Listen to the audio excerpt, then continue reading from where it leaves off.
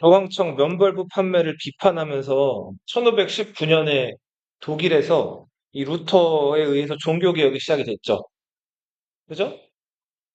자, 그 교황은 루터를 파문했고, 그리고 교황의 눈치를 보던 신성로마 제국 황제도 자, 루터를 잡아서 죽이려고 했는데, 루터를 지지하는 여러 제후들이 있었죠.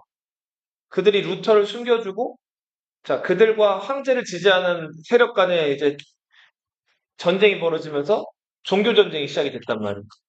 자, 근데 결국은 그 독일에서 30년간의 전쟁 끝에 루터파가 신앙의 자유를 얻게 돼요. 아우크스부르크 화의라는 걸 통해서. 자, 그리고 프랑스 출신의 칼뱅이라는 사람이 이제 구원은 예정돼 있다. 이렇게 주장을 하면서 면벌국 판매라든지 교황청의 잘못된 걸 비판하면서 이제 새로 또 종교 개혁을 시작을 했죠. 자, 이런 그 칼뱅파, 이 칼뱅파 신교가 여기저기서 인기를 많이 얻는데 인기를 왜 많이 얻었다 그랬지? 그쵸. 루터 같은 경우에는 농민 전쟁을 비난했죠.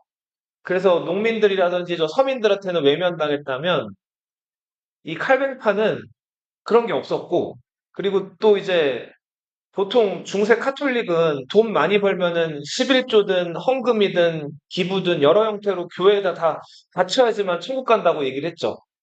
근데 칼뱅파에서는 이제 상인이나 수공업자나 자기가 열심히 일해가지고 돈 번 거를 이렇게 저축하고 부자가 되는 걸 긍정적으로 봤다 그랬죠. 그래서 많은 돈을 가지고 있는 전문직 기술자들이나 이런 사람들이 칼뱅파로 많이 개종을 한다. 이 칼뱅파가 인기를 아주 많이 얻게 되는데 네덜란드로 간 칼뱅파들을 고이센이라고 불렀죠. 스코틀랜드로 넘어간 저 칼뱅파를 장로파라고. 그래서 우리 저 지금 한국에 많이 들어와 있는 그 교회, 성당 말고 이 교회 중에서 교회 여러 교파가 있는데 장로교가 제일 많이 지금 60% 이상이 장로교란 말이에요. 그래서 그 칼뱅파들이 많이 들어와 있고 프랑스로 간 칼뱅파들을 뭐라고 불렀죠? 위그노라고 불렀죠. 그죠? 그리고 영국으로 넘어간 칼뱅파들을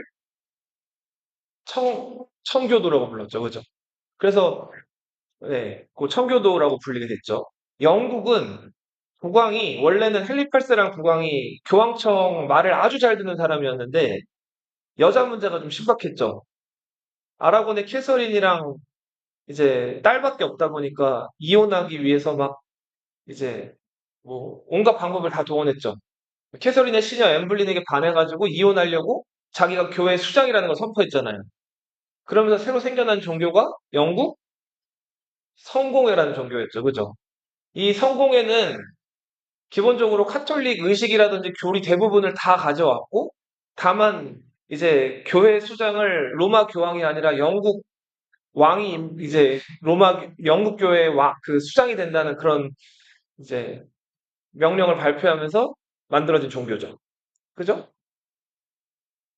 자, 그래서 이제 영국에서는 그 헨리 8세의 그 종교 개혁 아닌 종교 개혁 때문에 세 개의 종교가 생기게 되죠. 먼저 원래부터 있었던 로마 카톨릭이 있죠. 그리고 헨리 8세 수장령을 시작으로 새로 독립한 성공회가 있었죠. 그죠? 그리고 또 하나 대륙에서 넘어온 칼뱅의 영향을 받은 청교도들이 있었죠. 그죠? 이때부터 영국에는 대표적인 세 개의 종교가 생기게 돼요. 이 중에서 가장 이제 소위 말하는 이너서클, 가장 주류가 된 종교는 뭘까요? 영국에서 성공회죠, 그죠? 성공회가 그 메리 블러디 메리라고 해서 그저 캐서린의 딸이 왕이 됐을 때 잠깐 탄압을 받았다가 메리가 아들이 없이 죽으면서 누가 왕이 됐어요? 영국 왕이 됐어요. 엘리자베스가 여왕이 됐죠, 그죠? 엘리자베스가 통일법을 발표하면서 이제 성공회가 뭐가 되죠? 영국 국교회로 격상이 되죠, 그죠? 그 이래로 지금까지 영국의 왕들은 다 국교회의 수장이에요. 자, 그렇게 되면서 영국의 주류는 국교회가 돼버렸고, 성공회가 돼버렸고, 캐톨릭은 여전히 교세를 유지하는 가운데 호시탐탐 그 영국에서 뭔가 자기들 영향력을 계속 행사하려고 노력은 하지만 끝내 주류가 되지는 못해요. 그리고 제일 많이 박해를 받고 차별받고 억압받았던 종교 뭘까요? 아까 얘기했던 세 종교 중에 안 나왔던 거 지금. 청교도. 이 청교도들이 영국에서 가장 많은 박해, 종교적인 억압을 받아요. 그래서 훗날 콜럼버스가 신대륙을 발견했을 때 신앙의 자유를 찾아가지고 가장 많이 이 영국 섬나라에서 저 대서양 건너 7,000km 넘게 떨어져 있는 신대륙 미국으로 가장 많이 건너간 종교도들이 누구예요? 청교도들이. 그래서 지금도 미국은 그 청교도가 대세. 미국은 개신교예요. 네. 카톨릭세가 되게 약해요, 미국은. 새로운 대륙의 새로운 종교. 네. 17세기 초반부터. 그리고 이 나중에 청교도들이 영국에서 워낙 박해를 많이 받고 이렇게 저렇게 많이 이제 공격을 당하는데 그럼에도 불구하고 종교라는 거 믿지 말라고 하면 사람이 어떻게 하고 싶어요? 더 믿는단 말이에요. 그리고 아까 청교도 장점이 뭐라 그랬죠? 돈 버는 거 교회가 함부로 안 뺏어간다 그랬죠. 그죠? 되게 긍정적으로 본다 그랬잖아요. 그래서 저 막스 베버라는 그 사회학자는 프로테스탄티즘 윤리가 자본주의, 근대 자본주의 발달, 기업가라든지 재벌, 이런 재벌 성장, 이런 자본을 축적해가지고 큰 돈을 버는 기업 성장에 큰 영향을 줬다고 얘기하기도 했다 그랬어요. 자, 그리고 청교도들이 그 돈을 많이 가지고 이제 그래도 꿋꿋이 영국에서 버텨나가면서 영국은 의회 전통이 발달한 나라죠. 그죠? 그래서 요 17세기 초반에 영국은 이제 의회 전통이 이미 300년이 지난 상황이었단 말이에요. 그래서 각 지역에서 이제 직접 그 지역의 대표를 선출하는 그런 의회 전통까지도 온 나라가 영국이었는데, 자, 예나 지금이나 정치하고 선거 치르려면 뭐가 많이 필요하죠? 돈이 많이 필요하단 말이에요. 이때 청교도들 중에서 그 돈을 많이 모은 사람들이 영국 의회에 조금씩 진출을 하기 시작을 해요.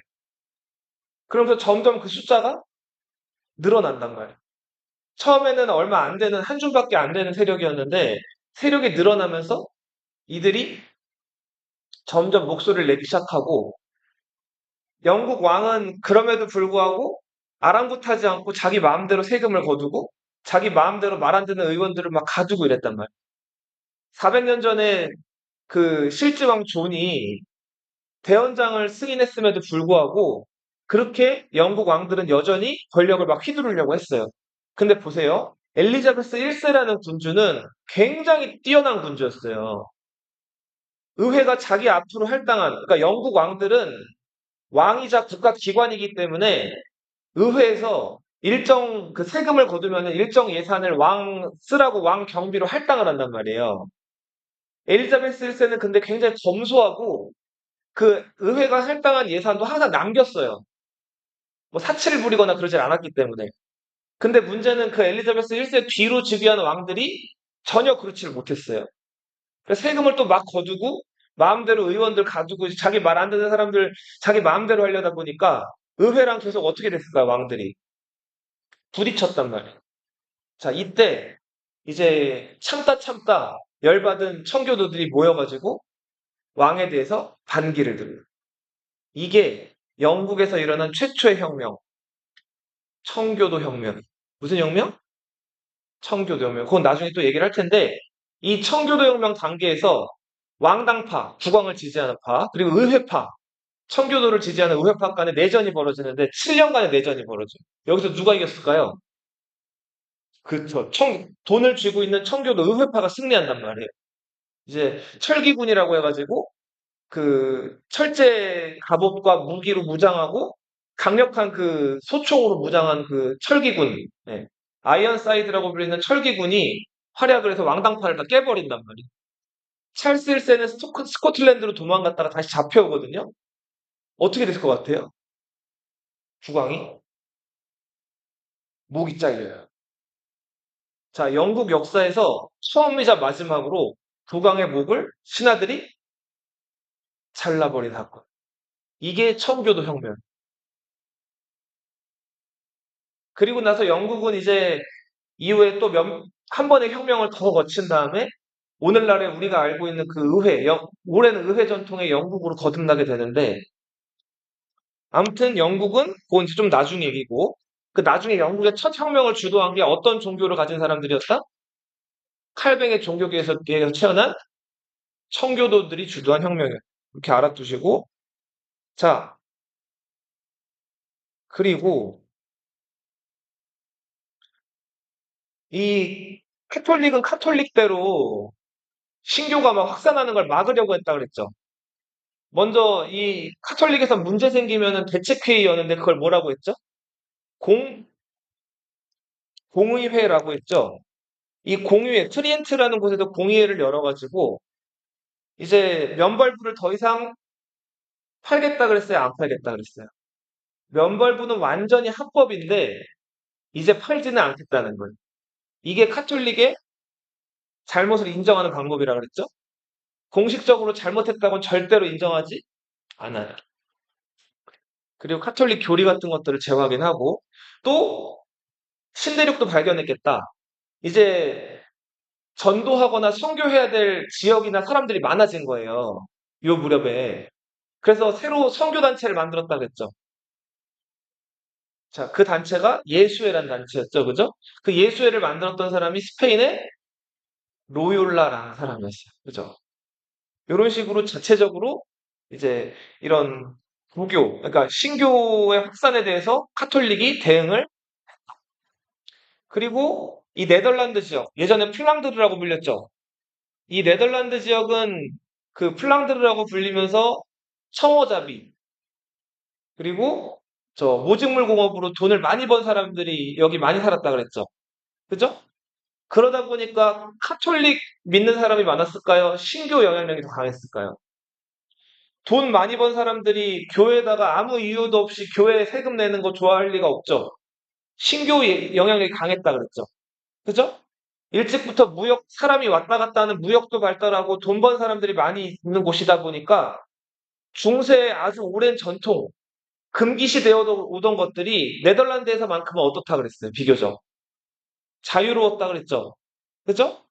네덜란드에서는 그래서 지금도 뭐가 가능하다 그랬어요? 사람 아플 때 그냥 이제 사람을 이제 고통스럽지 않게 빨리 죽여주는 안락사. 그리고 남자랑 남자, 여자랑 여자끼리 모두 가능하다 그랬어요. 동성 결혼도 가능하다 그랬죠. 그리고 신체 손상하지도 않고도 뭐도 가능하다 그랬죠? 성 전환도 가능하다 그랬죠. 네. 자, 그리고 이제 일부 나라가 감시하는 가운데 허용된 범위에서 모두 가능하다 그랬죠? 마약도 가능하다 그랬죠. 대마초. 네. 이런 것도 가능한 그 자유의 나라가 이제 네덜란드인데, 뭐 낮은 땅 얘기도 했었죠? 그 네덜란드는 어느 나라 식민 지배를 받고 있었어요? 이슬람을 물리친 스페인의 식민 지배를 받고 있었어요. 당시 스페인은 저기 오스트리아의 합스부르크라는 가문이 있어요. 그 합스부르크는 스위스에 있는 저 지역 이름이거든요.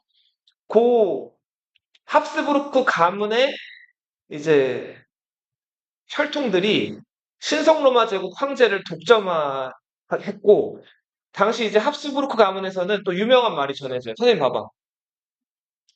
자, 다른 사람들은 전쟁을 하라고 해라. 자, 우리는 그 시간에 결혼을 하겠다라는 말로 유명한 가문이 합스부르크 가문이었어요. 자, 우리 예전에 뭐 헨리 2세라든지 엘레오노르 이런 얘기를 했을 때 기억나죠? 자, 어, 남자 혈통이 끊겼을 때 여자 혈통으로 재산이나 이런 것들이 상속이 되는데, 이제 그런 상황에서 그 여자랑 결혼을 하게 되면은 남자가 그 지역의 왕 자리를 차지하기도 하고 그 지역의 지배권을 가져가기도 했죠. 그죠? 그래서 그 오스트리아의 합스부르크 가문은 신성 로마 제국 황제 자리뿐만 아니라 여러 지역의 영주들이랑 결혼을 해가지고 영토를 엄청나게 넓힌 가문이 합스부르크 가문이에요. 그래서 그런 결혼 방식으로 합스부르크 가문이 당시에 신성 로마 제국 황제도 겸하고 있고 스페인 지역의 왕도 겸하고 있었고 네덜란드 플랑드르 지역의 영주 자리도 겸하고 있었단 말이에요. 그리고 콜럼버스가 신대륙 개척한 이래 그 멕시코라든지 남아메리카 일부 지역도 식민지도 지배하고 있었단 말이에요. 그래 어마어마한 제국을 건설하고 있었던 나라가 그 합스부르크인데 아무튼 당시 스페인의 펠리페 2세라는 군주가 그 네덜란드를 꽉 지배하고 있었단 말이에요. 근데 네덜란드가 스페인의 카톨릭 강화 정책에 반발해서 어떻게 했죠? 반기를 들었죠. 그리고서 무려 몇 년 동안 싸웠어요. 80년 동안 스페인이랑 전쟁을 벌인단 말이에요. 자, 이게 80년간 이어진 네덜란드 독립전쟁. 이름하여 고이센 전쟁이. 네덜란드로 간 청교도들을 고이센이라고 한다고 그랬죠? 자, 그리고 오늘은 이제 프랑스에서 벌어진, 우리 아까 프랑스에서 그 칼뱅파 신교도들을 뭐라고 한다고 그랬죠? 위그노 전쟁에 대한 이야기를 같이 해볼 거예요. 빈 데다가 선생님 필기를 좀 할 건데, 쓰시면서 보면 좋고요.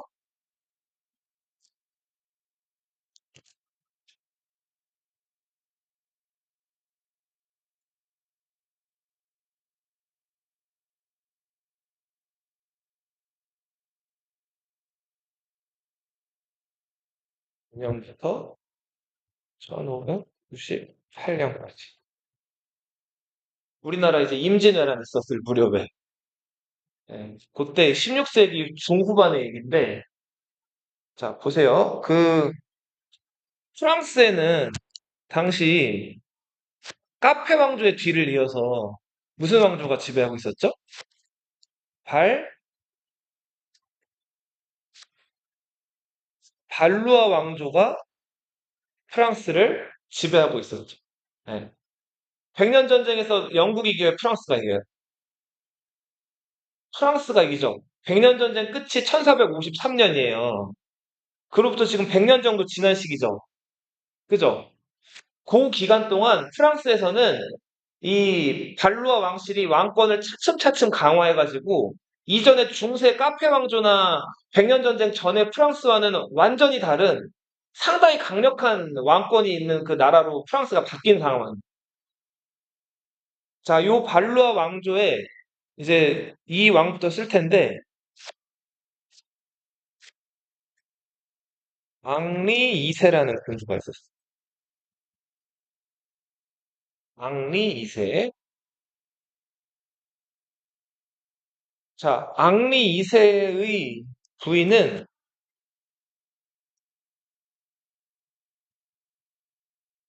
카트린느 뭐 드나 이런 거 들어가면 그냥 중간에 들어가는 관사라고 했죠? 카트린느 드 메디시스.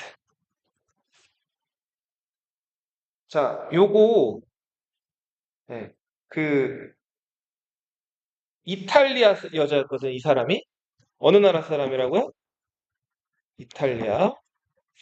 이탈리아어로 하면은 카탈리나 메디치예요, 메디치. 메디치 어디서 들어보지 않았어요?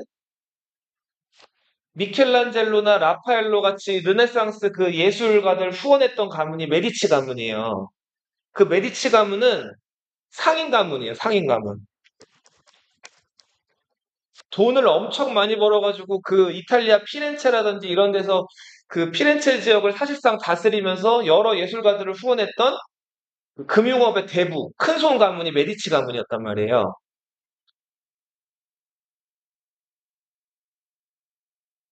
자, 이 카트리네 드 메디시스는, 그러니까 같은 표현이라 해서 메디치가, 이탈리아로 메디치라고 불러요. 어렸을 때부터 교육을 아주 아주 잘 받았어요.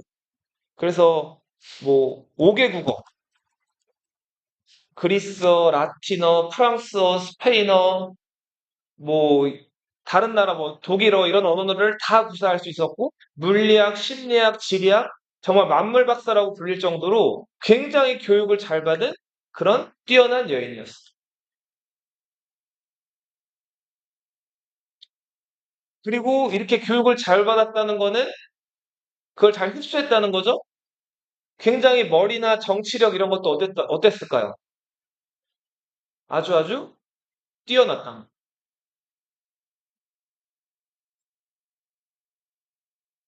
자, 근데 이 앙리 2세한테는 자기 부인 말고도 어 이제 정식 부인 말고 이렇게 몰래 사귀는 부인들을 정부라고 불러요. 정부. 정으로 사귄다 해가지고. 그러니까 몰래 불륜 관계인 그런 부인들 있죠. 그러니까 첩 같은 관계. 자, 유럽에서는 왕이 여러 첩들을 두는 게 공식적으로 허가가 안 돼요. 그래서 귀족들이나 왕이나 몰래 이제 두 번째, 세 번째, 네 번째 첩들을 들이는데 그런 부인들을 정으로 사귄다 그래서 뭐라고 부른다고요? 정부라고 부른단 말이에요. 앙리 2세의 정부로는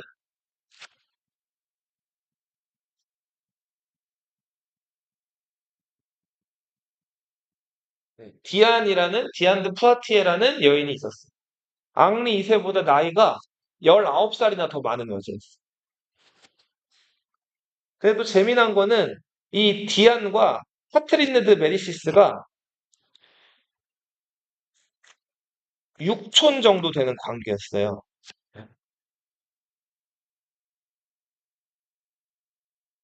그러니까 이 카트리네 드 메디시스 입장에서는 이 디안이라는 여자는 자기 이모 정도뻘 되는 여자예요. 근데 자기 남편을 이모뻘 되는 여자한테 사실상 뺏기다시피 해가지고 굉장히 좋았을까요? 불만이 많았을까요? 불만이 많았겠죠? 근데 이 디안이란 여자는 얼굴도 또 아주 예뻤다 그래요. 피부가 거의 분홍빛이 날 정도로 그런 아주 그 뭐랄까 하얀 피부인데 분홍빛이 나는 그런 아주 매력적인 피부에다가 외모도 아주 예뻐가지고 앙리 이사가 어렸을 때부터 이 디안을 좋아하다가 왕이 된 다음에 이 디안 드 푸아티에를 아예 자기 마치 그런 진짜 정식 부인처럼 데리고 다녔다. 정식 부인도 아닌데 여러 나라의 그 외교 사절들을 만날 때도 자기 정식 부인인 카트린네 데 메디시스를 데리고 다니는 게 아니라 디안을 데리고 다녔을 정도로. 그래서 아무튼 이 카트린느는 이제 굉장히 아무튼 길을 못 펴고 살았어요. 똑똑한 여자인데도 불구하고. 자, 그러다가 음, 이제 요 사람 얘기를 좀 해볼게요. 너희 혹시 그 노스트라다무스라는 사람 들어봤나요? 노스트라다무스. 처음 들어보니? 이 사람은 요 16세기에 활동하던 의사이자 점술가, 점 보는 사람, 혹은 예언가이기도 했던 아주 아주 유명한 사람. 이 노스트라다무스의 예언은 쉽게 할 정도로 잘 맞아 들어갔다고 하는데 이 노스트라다무스가 이런 예언을 해요. 젊은 사자가 늙은 사자를 죽일 거라는 거예요. 자, 어떻게 죽이냐면 단 한 번의 전투, 단 한 번의 전투에서 황금빛 세 장, 황금빛 세 장을 넘어서 늙은 사자의 눈을 찌를 거라는. 그래서 그 늙은 사자는 눈을 다쳐서 결국 죽을 거라는 예언을 남. 알쏭달쏭하죠? 갑자기 뭐 사자 얘기가 나오고 황금빛 세 장은 또 뭐고? 눈을 찌른다? 단 한 번의 전투에서? 자, 근데 이 중세 시대이기 때문에 앙리 2세는 다른 여느 남자들과 마찬가지로 기사도 정신이 좀 투철했단 말이에요. 자, 기사들이 뭐 한다 그랬죠? 말 위에서 승부를 겨루는 토너먼트, 결투 이런 것들 많이 한다 그랬죠? 당시 앙리 2세가 귀족의 한 아들이랑 자, 이 철갑옷을 두르고 말 위에서 서로 창을 가지고 자, 이렇게 서로 달려오면서 상대를 찔러가지고 넘어뜨리는 그 일격의 승부를 벌이는 토너먼트 마상 시합에 나갔단 말이에요. 자, 이게 굉장히 위험한데도 불구하고 앙리 2세가 평소에 그걸 즐겼고 그 시합에 나갔는데 자, 그 시합에서 앙리 2세가 어떻게 됐을까요? 그렇죠. 네. 아주 예리하네요.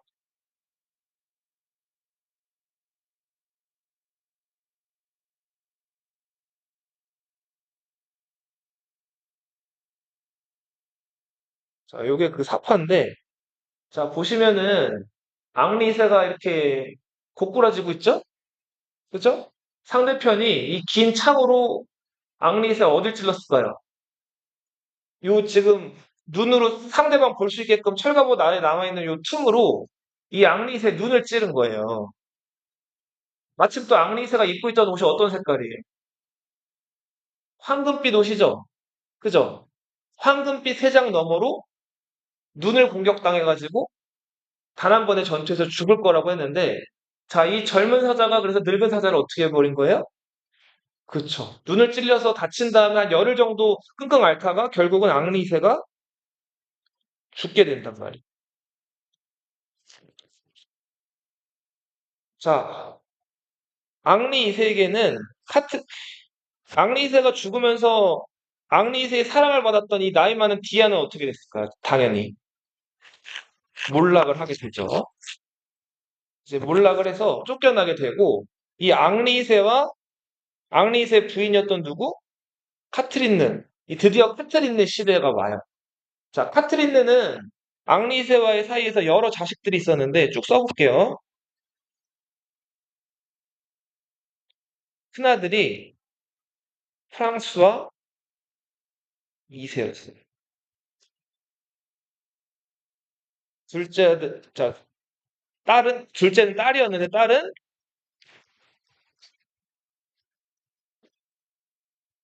엘리사베트. 자, 이거 좀 뭔가 어디서 들어본 것 같지 않아요? 영어로 하면 엘리자베스인데 프랑스어로 읽으면 바로 소리 나는 대로 그대로 읽어가지고 엘리사베타, 엘리사베트 이렇게 읽어요. 그리고 얘도 딸이에요. 클로드. 그 다음에 두 번째 아들로 샤를이라는 아들이. 그 다음에 앙리라는 아들이 또 있었고요. 그 다음에 마르그리트라는 딸이 있었어요.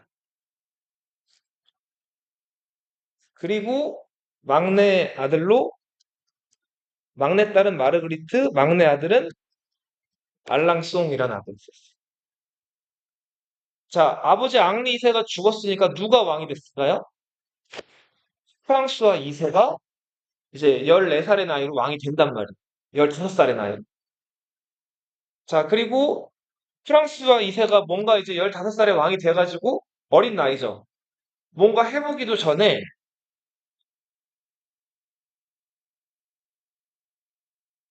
중이염이라고 들어봤어요? 중이염 어디 아픈 거죠? 귀에 염증이 난 건데 이게 치료가 안 돼가지고 왕이 된 지 1년 만에 죽어요. 16살에.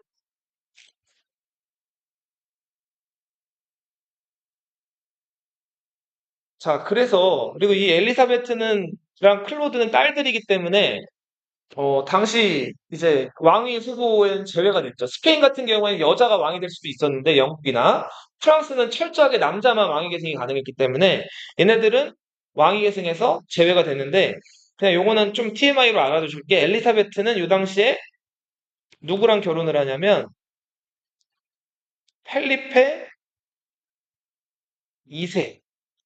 이 사람은 어느 나라 왕일까요? 스페인의 왕. 그 네덜란드 독립전쟁을 진압하려고 했던 그 카톨릭 군주 있죠? 복실한 카톨릭이었던 펠리페 2세에게 시집을 갔어요. 클로드라는 둘째 딸은 이제 로렌이라는 땅, 프랑스 안에 로렌이라는 땅의 영주였던 샤를이라는 남자에게 시집을 갔어요. 자, 프랑스와 2세가 죽었기 때문에 그 다음 왕은 누가 됐다고요? 샤를이 왕이 돼요. 이 샤를이 샤를 9세에 몇 세? 샤를 9세. 왕이 됐을 때 1561년에 나이가 10살이었어요. 10살이면 지금 형규보다도 어린 나이인데, 이렇게 어린 나이에 직접 정치를 할 수가 없죠. 그래서 이때 엄마 카트린느가 대신 정치를 하게 돼요. 이거를 속정이라고 부르죠? 그죠?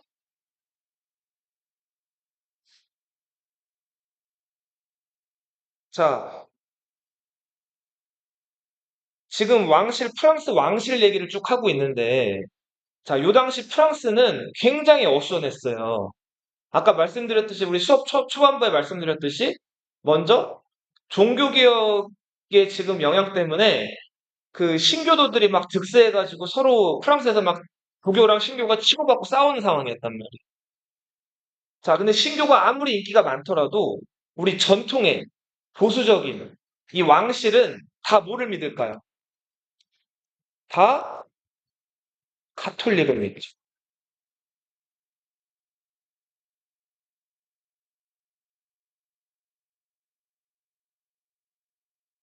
자, 그래서 이 당시 프랑스 안에서는 그 종교 가지고 굉장히 이게 좀 뜨거운 상황이었는데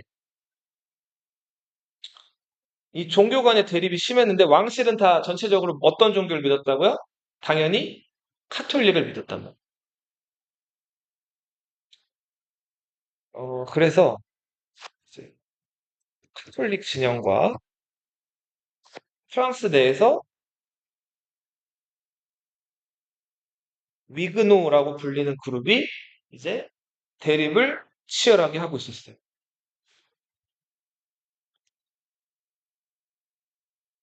프랑스 왕실은 당연히 대표적인 뭐죠? 카톨릭이죠? 그리고 열렬하게 또 왕실보다도 어떻게 보면 더 격렬하게 이 카톨릭을 신봉하는 그런 집단으로 기즈 가문이 있었어요. 무슨 가문?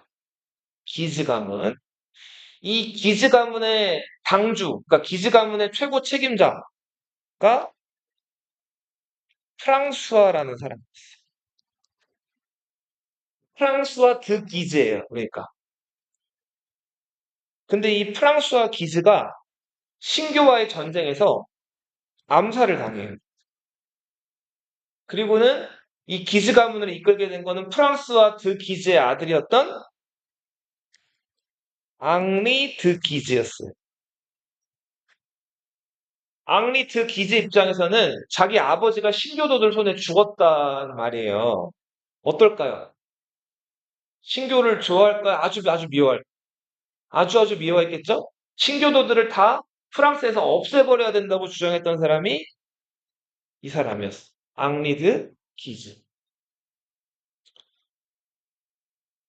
자, 그리고 또 열렬하게 카톨릭을 지지하는 스페인 왕실이 또 있죠?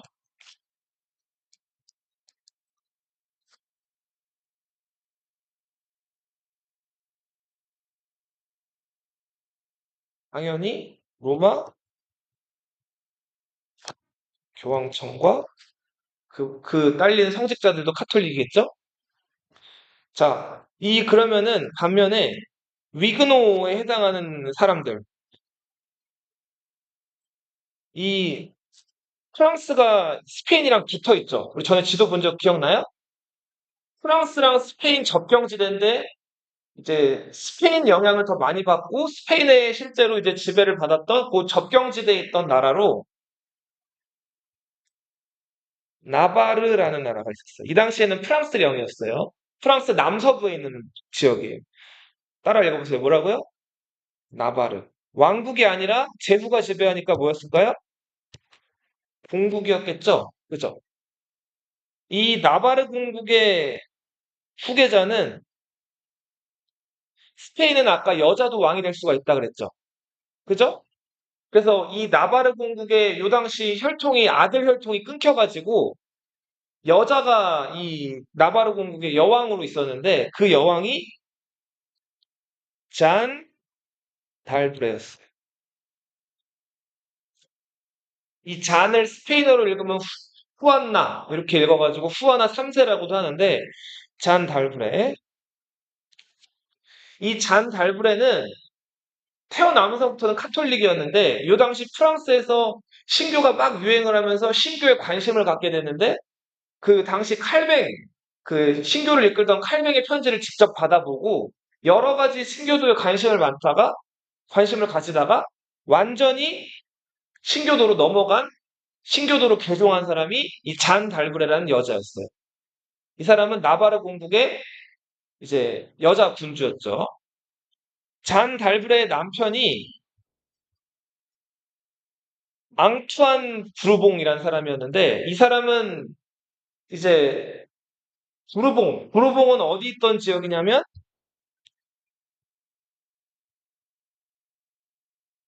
너희 혹시 부르고뉴라는 지역 기억나요? 그 부르고뉴 게르만족 이름이었죠. 부르고뉴족이었는데 거기 이제 프랑스 일부 지역을 지배했고 항상 그 프랑스 왕실에 대해서 독립적으로 조금 이렇게 반발했던 지역이잖아요. 그래서 백년 전쟁 당시에 영국이랑 손잡기도 했던 부르고뉴 기억나요? 와인 유명하고 그 부르고뉴를 영어로 쓰면 뭐라고 읽는다 그랬죠? 버건디라고 한다 그랬죠. 그죠? 그래서 그 버건디 색깔 하면은 부르고뉴 유명한 와인 색깔처럼 보랏빛 나는 색깔이 버건디 색깔이잖아요. 그죠? 그 부르고뉴에 부르봉 씨가 있어요. 그래서 그 부르봉 씨를 땅덩어리를 가지고 있는 영주 앙투안 부르봉. 네. 자, 이 가문에서 나바르 가문의 잔 달브레랑 결혼을 한다. 그리고 잔 달브레와 앙투안 부르봉 사이에서 아들을 낳는데 그 아들이 앙리 부르봉이에요. 근데 이 사람은 나중에 나바르 공국의 군주가 되기 때문에 뭐라고도 불릴까요? 앙리 부르봉이라고도 불리지만 앙리 나바르라고도 불립니다. 앙리 드 나바르. 네. 자, 이들은 이제 프랑스에서 새로 이제 등장하기 시작한 어떤 종교? 칼빈파 신교를 믿는 사람들이었다. 그리고 카톨릭과 위그노가 끊임없이 전쟁을 벌이는데 이때 신교의 군대를 잘 이끌면서 고교의 군대를 곳곳에서 격파했던 뛰어난 장군이 있었어요. 가스파르 콜리니라는 장군이었어요. 누구? 콜리니. 그냥 꼴리니라고도 해요. 이 꼴리니는 해군 제독이었어요. 그러면서 신교에서 아주 존경받는 지도자였어요.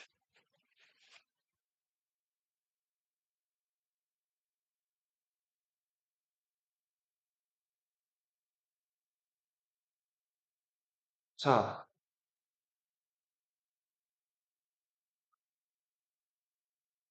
두 세력이 서로 죽고 죽이면서 너무 치열하게 전쟁을 벌이니까 아무래도 프랑스가 너무 소모적이고 전쟁도 많이 하니까 사람도 많이 죽고 너무 안 좋은 거예요. 그래서 당시 어린 샤를 9세를 끼고 석정을 하고 있던 누구? 카트린느가 태후였던 카트린느가 이 위그노 측에다가 이제 그만 싸울 거를 제안을 해요. 자, 예나 지금이나 어떤 세력 대 세력 간에 화해를 하거나 갈등을 이렇게 오므리거나 뭔가 좀 서로 동맹을 맺을 때는 가장 뭐가 좋을까요? 난 결혼이 좋죠. 그래서 당시 이 카트린느가 신교 측에 제안을 해가지고 아직 결혼하지 않는 프랑스 왕실의 막내딸 누가 있었죠? 마르그리트가 있었죠.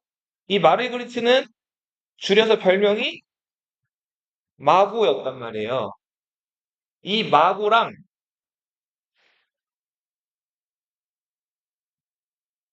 마고와 자 나바르 공국 신교를 믿는 이 나바르 공국의 후계자 이때 이제 앙투안 부르봉은 죽은 상황이었고 후계자 누구?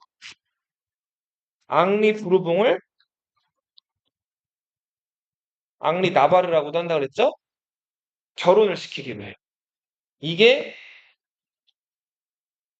1572년 8월 18일 얘기.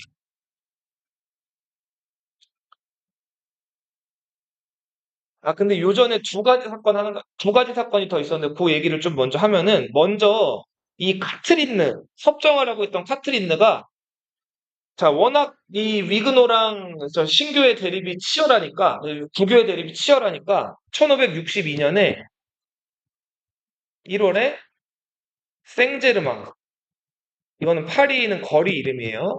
여기서 칙령을 하나 발표해. 생제르망 칙령이에요. 이 생제르망 칙령의 내용은 신교의 자유를 어느 정도는 허용한다는, 완전히는 아니더라도. 자, 근데 이 칙령을 프랑스 내에 있는 카톨릭들이 다 동의를 했을까요? 안 했을까요? 안 했단 말이에요. 특히 누가 격렬히 반대했을까요? 아버지가 암살된 적이 있는 이 기즈 가문에서 이걸 굉장히 격렬하게 반대한단 말이에요. 그래서 이 생제르망 칙령이 내려졌는데도 불구하고 이 신교도 위그노들이 교회에서 예배를 드리고 있을 때 카톨릭 이제 그 기즈 가문이 중심이 된 카톨릭 연합이 그 바시라는 곳을 습격을 해가지고 1562년 바시라는 지역에서 신교도들의 대학살이 일어나. 그래서 아무튼 신교랑 부교의 대립이나 갈등은 아주 아주 심했단 말이에요. 그런 와중에 이 카트린의 제안으로 결정된 게 누구랑 누구의 결혼? 마고랑 앙리 부르봉의 결혼식이 결정이 된 거예요. 근데 요 전에 또 하나의 문제가 있었어요. 봐봐, 선생님 봐봐. 1572년 8월 결혼식 두 달 전에 6월 4일에 앙리 부르봉의 엄마 누구죠?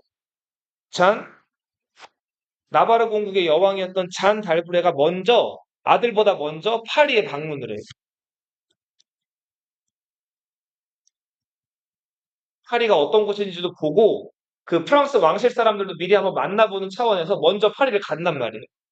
자, 파리를 갔다가 5일 만에 6월 9일에 잔 달브레가 갑작스럽게 사망을 해요. 자, 이때 말이 되게 많았어요. 잔 달브레는 신교에서 아무튼 구심점 역할을 하는 중요한 사람인데 영문도 모른 채 갑자기 죽은 거예요. 근데 요 전에 요 지금 5일 사이에 섭정을 하고 있던 카트린느가 잔 달브레한테 선물을 보냈는데 그 선물이 글로브 뭐예요? 장갑이었어요. 근데 신교 쪽에서는 잔 달브레의 죽음을 놓고 이렇게 얘기를 했어요. 장갑에 뭐가 묻어 있었다? 독이 묻어 있었다는 거예요. 자, 그래서 그 독 묻은 장갑을 껴보고 여기저기 얼굴 이런 데를 만지다가 그 독이 아무튼 이렇게 옮아가지고 잔 달브레가 죽었다. 이게 신교의 주장이었어. 마구랑 앙리 부르봉의 결혼식이 있기 두 달 전부터 벌써 분위기가 좋아요, 안 좋아요? 안 좋았죠. 그런데도 자, 이 결혼식 한번 계획된 거 중단할 수 없다 해가지고 이 결혼식이 결국은 이제 성사가 된단 말이에요. 그리고 우리 저번 시간에 마지막에 영화 봤죠?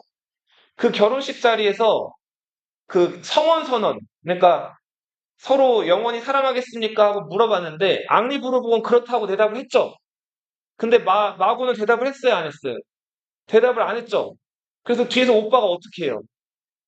밀어서 머리를 박게 하죠. 그죠? 자, 이때 마고는 왜 머리를 숙이지 않았을까요? 마고는 알고 보니까 애인이 있었던 거예요. 근데도 엄마 등살에 떠밀려가지고 이 결혼식 자리에 나온 거예요. 마고의 애인은 누구였을까요? 캐톨릭을 격렬하게 아주 신봉하는 기즈 가문의 앙리였던 거예요. 자, 그래서 자기 남자친구랑 아직 이제 사랑을 이제 하고 있었기 때문에 이 결혼을 하고 싶지가 않았던 거예요. 이 마고도 엄마 피를 물려받아서 그런지 뭐 외국어면 외국어 그리고 여러 학문이면 학문 자, 굉장히 지적으로 뛰어난 여자였는데 문제는 이 여자는 얼굴도 아주 예뻤어요. 그래서 별명은 프랑스의 진주라는 별명이 있었어요. 마고의 별명이 뭐였다고요? 프랑스의 진주. 자, 그리고 얼굴값 한다는 얘기가 있죠. 앙리드 기즈뿐만 아니라 그 이전에도 많은 남자들과 연애 관계를 가졌다고 해서 그 유명해진 사람이 누구? 마고였다. 자, 그 마고가 결혼식 자리에서 고개를 숙이지 않아가지고 해프닝을 또 벌이기도 했는데, 자, 문제는 4일 후. 자, 결혼식을 했으니까, 너희 혹시 피로연이라고 들어봤어요? 결혼식장 가봤어요? 다른 사람 결혼식장 가본 적 있어요? 한 번도 안 가봤어요? 결혼식장 가면 뭐 해요, 보통? 결혼식 구경한 다음에 밥 먹죠? 그 밥 먹는 걸 뭐라고 하죠? 그거를 피로연이라고 불러요. 뭐라고요? 결혼식 그 하객들 이제 식사하고 하라고 일종의 잔치처럼 벌이는 거예요. 요즘에는 그냥 결혼식 끝나고 잠깐 밥 먹고 다음 팀 또 결혼해야 되니까 바로바로 시간 되면은 가야 되는데 이렇게 옛날에는 왕실이나 이렇게 귀족들끼리 결혼할 때는 피로연을 짧게 할까요? 길게 할까요? 이거를 막 일주일 열흘 이렇게 길게 했단 말이에요. 자, 그래서 이 두 사람의 결혼이 있고 나서 뒤에 피로연이 이어졌는데 4일 후 8월 22일 날 한 발의 총성이 빵 울려요, 파리시는. 자, 이 총은 누굴 향한 총이었냐면 콜리니를 향한 총이었어요. 콜리니가 누구였죠? 그쵸. 카톨릭 쪽이었어요? 위그노 쪽이었어요? 신교 쪽 지도자였죠. 이 콜리니가 저격을 당한 거예요. 자, 저격을 당했는데 정말 간신히 깁소만 피했고 왼팔을 관통당하고 손에도 총을 한 발 또 맞았어요. 그래서 콜리니가 왼팔을 거의 쓰지 못할 정도로 출혈도 심해가지고 자 붕대로 싸매고 이제 들어 눕게 되고 손가락도 왼쪽 손가락도 두 개가 날아간단 말이에요.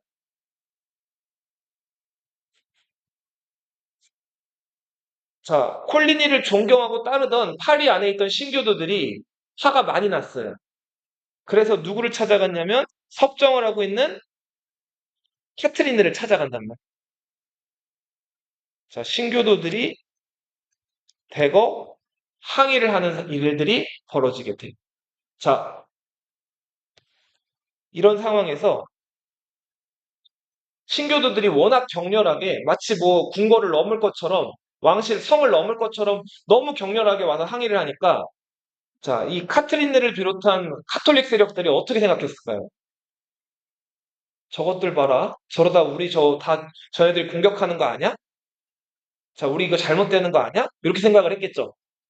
그죠?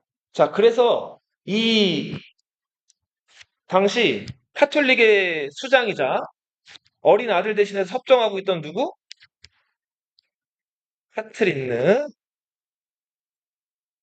그리고 요 무렵에는 이제 어머니가 섭정한 지 12년이 지나가지고 이제 22살이 됐던 아들, 왕 누구? 샤를 9세. 그리고 마고의 전 남친이자 열렬한 카톨릭 신도, 아버지가 신교한테 죽어가지고 신교한테 원한이 깊었던 앙리, 이들이 그 프랑스 왕실의 궁궐에 모여요. 자, 근데 여기서 또 하나 알아둘 거. 선생님 봐봐. 이 샤를 9세는 좀 뭐랄까 성격이 아주 좀 온화한 편이었어요. 그래서 이 신교나 이런 사람들이랑 이렇게 아주 막 격렬하게 대립하거나 이런 걸 좋아하지 않았단 말이에요. 그리고 또 하나 재미나는 에피소드는 이 샤를 9세가 이 콜리니를 존경을 했어요. 콜리니가 신교 지도자로서 어, 카톨릭이랑 무조건 전쟁만 주장한 게 아니라 이런저런 상황에서 좀 대화를 시도하기도 하고 여러 신교도들한테 많이 존경을 받는 모습을 이 샤를 9세도 굉장히 좋아하고 따랐단 말이에요.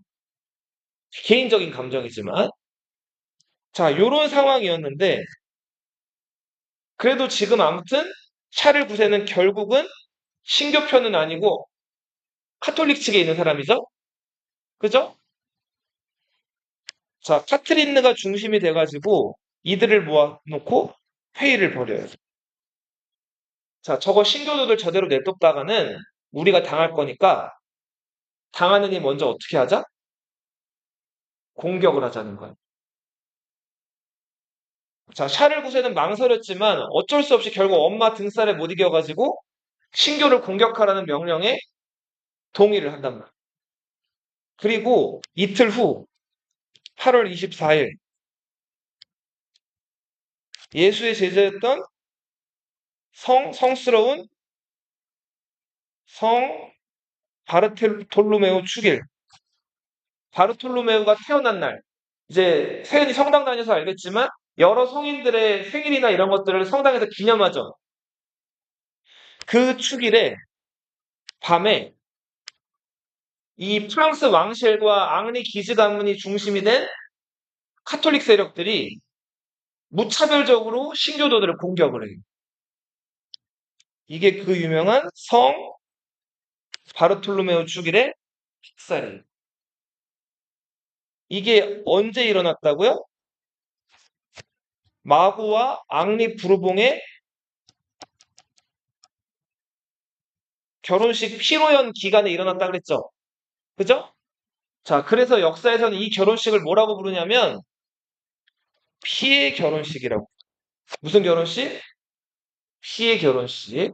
이 피의 결혼식에서 위그노가 하룻밤 사이에 3,000명의 학살당해. 너희 그 전교생 300명만 모아놔도 양이 적어요, 많아요? 많죠?